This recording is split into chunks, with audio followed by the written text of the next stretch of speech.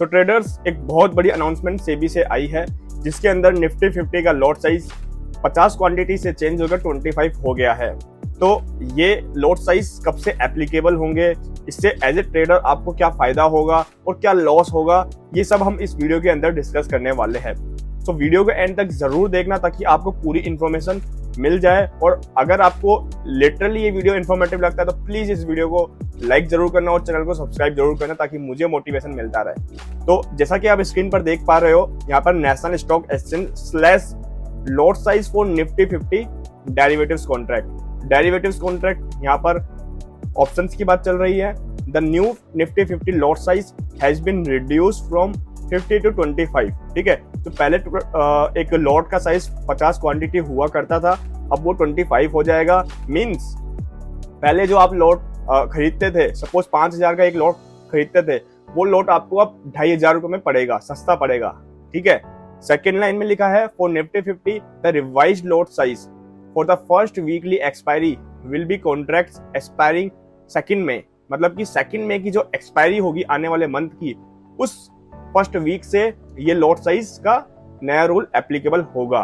तो गाइस, यहाँ पर बात हो गई वीकली एक्सपायरी की। वीकली एक्सपायरी 2 मई पर जो होगा फर्स्ट, उस पर ये न्यू लॉट साइज एप्लीकेबल हो जाएगा। लेकिन अगर आप मंथली एक्सपायरी पर ट्रेड कर रहे हैं तो आपका फर्स्ट मंथली कॉन्ट्रैक्ट जो 30 मई 2024 को एक्सपायर होगा, उस पर ये एप्लीकेबल होगा। तो 30 मई 2024 का जो भी एक्सपायरी वाला आप मंथली ऑप्शन ट्रेड करते हो निफ्टी 50 के अंदर, तो ये उस पर एप्लीकेबल होगा नया लॉट साइज। अब देखो गाइस, निफ्टी 50 के अलावा 2 और इंडेक्स पर ये एप्लीकेबल हुआ है, जिसमें एक तो है फिन निफ्टी और एक है मिड कैप निफ्टी। ठीक है, तो उसके बारे में भी हम इस वीडियो के अंदर बात कर लेते हैं।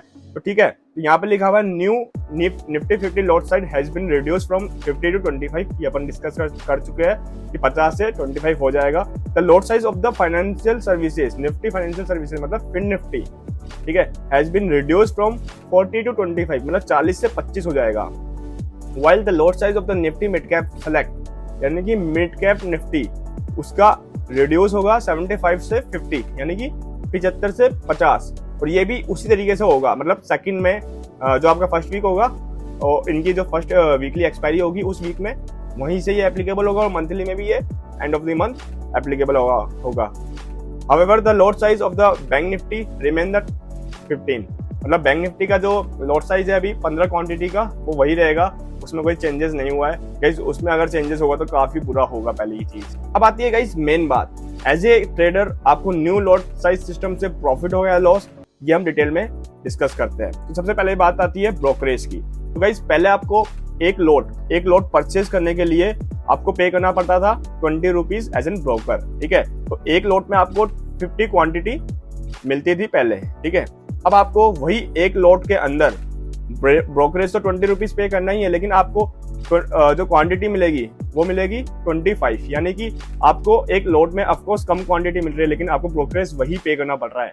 तो आप अगर 2 बार में अलग अलग 25 अलग अलग 2 लॉट खरीदते हैं तो आपको यहाँ पर 40 रुपए ब्रोकरेज पे करना पड़ जाएगा, जो कि पहले 50 क्वांटिटी का आपको सिर्फ 20 रुपीज पे करना पड़ता था। ठीक है, तो यहाँ पर आपका ब्रोकरेज जो है एक्स्ट्रा पे करना पड़ जाएगा, जो कि आपका है लॉस। ठीक है, पहला लॉस। ठीक है, अब बात करते हैं गाइस सेकंड पॉइंट की, जो कि है हमारी प्लानिंग। ठीक है, तो प्लानिंग में क्या चेंजेस होंगे गाइस, ये सपोज आप ऐसे आपने एक एथिक्स फॉलो कर रखी है कि आपको ट्रेड करना है एक ही लॉट से। ठीक है, तो पहले आपका एक लॉट में 50 क्वांटिटी थी। ठीक है, अब अगर आप उसी एथिक्स को फॉलो करते हो कि आपको अभी भी एक ही लॉट से ट्रेड करना है, तो ऑफ कोर्स यहाँ पर एक लॉट में अब हो जाएगा 25 क्वांटिटी, यानी कि जो पहले आपका मार्जिन था प्रॉफिट का वो ऑलमोस्ट हाफ हो जाएगा। तो या तो आपको शिफ्ट करना पड़ेगा अपने आप को 2 लॉट साइज में, है ना, यानी कि आपको 2 लॉट परचेज करने पड़ेंगे 50 क्वांटिटी को कंसिस्टेंट रखने के लिए।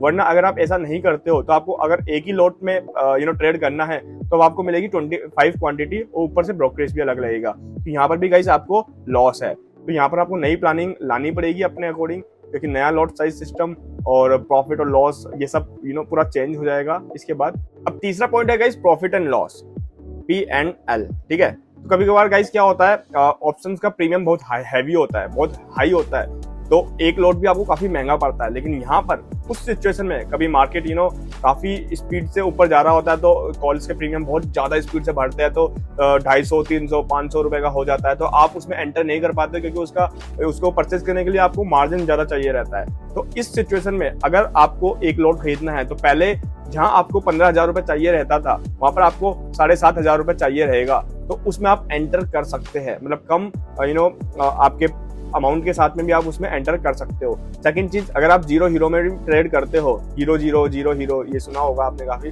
तो अगर आप उसमें भी ट्रेड करते हो तो आपको आपको एक लॉट खरीदने के लिए पहले 50 क्वांटिटी परचेज करनी पड़ती थी, अब आप हीरो में एंटर कर सकते हो और भी कम अमाउंट के साथ में। मतलब जो पहले आपको जीरो मतलब 50 रुपए का पड़ता था वो अब 25 रुपीज में पड़ेगा, मतलब आप रिस्क भी ज्यादा ले सकते हो और आपका लॉस भी कम होगा। तो लॉस भी कम होगा तो यहाँ पर आपका एक्चुअली प्रॉफिट हो जाएगा इस सिचुएशन में, तो ये चीज आपके लिए बढ़िया रहेगी। तो गाइस ये मेजर चेंजेस है जो नए लॉट साइज होने के बाद आपको देखने को मिलेंगे। आई होप गाइस आपको वीडियो में जो भी चीजें बताई है वो अच्छे से समझ में आ गई होगी।